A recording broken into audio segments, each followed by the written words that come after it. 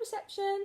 Today we're going to read a story called Marshmallows for Martians, and it's a rhyming story, so if you spot any rhyming words in our story, make sure you point them out.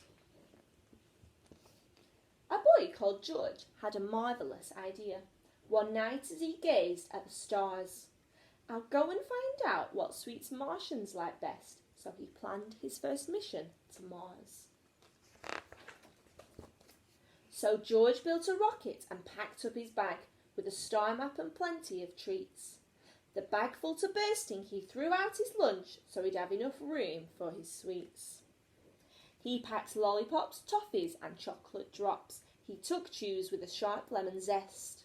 There were gobstoppers, jelly beans, humbugs and mints, and marshmallows, his absolute best. 5, 4, 3, 2, 1, blast off!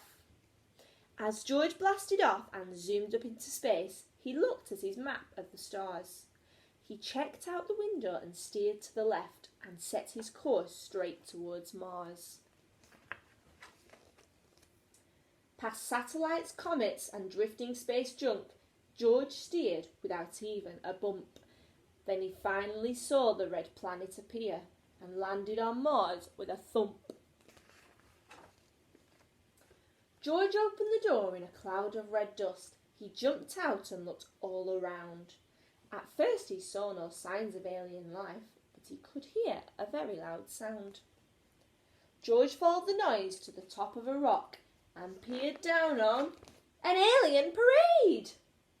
Their outfits were shocking, but far worse than that were the yodeling yowls they made. "Excuse me," said George as he jumped from the rock. "Are you Martians?" he asked with a smile. "We're yodelers from Yodel," their leader replied, "and we've not had a snack for a while." So George gave the yodelers some treats that he'd brought. They gave all the lollies a lick. Then they gobbled the jelly beans up in a flash until they began to feel sick. "What have you done to our tummies?" they roared. "I'm terribly sorry," George said. "But maybe you won't be so greedy next time." Then he picked up his sweets and he fled.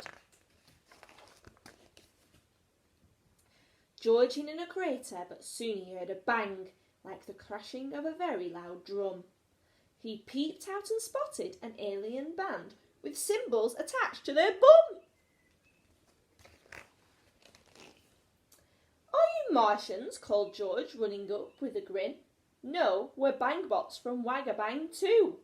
We've come to this planet to bang on our drums, but we might take a break and eat you." "You don't want to eat me," said George with a gulp. "Those sweets are much tastier, you'll see." The Bangbots crammed gobstoppers in their mouths and chewed on the toffee with glee.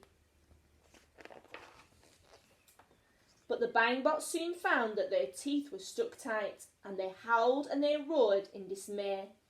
Then they started to bang on their cymbals in rage as George turned and scrambled away.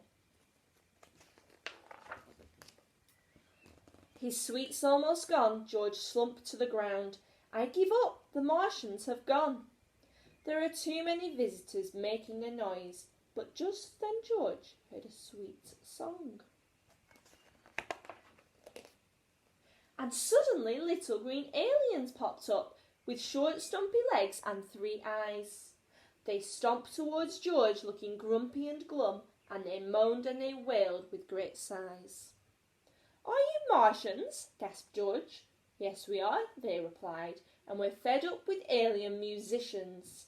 They come to our planet and make such a din, and they never ask us for permission." "Can you help us?" the Martians begged George in despair, as a rock band from Saturn drew near. But just as the sound of guitars filled the air, George had a brilliant idea.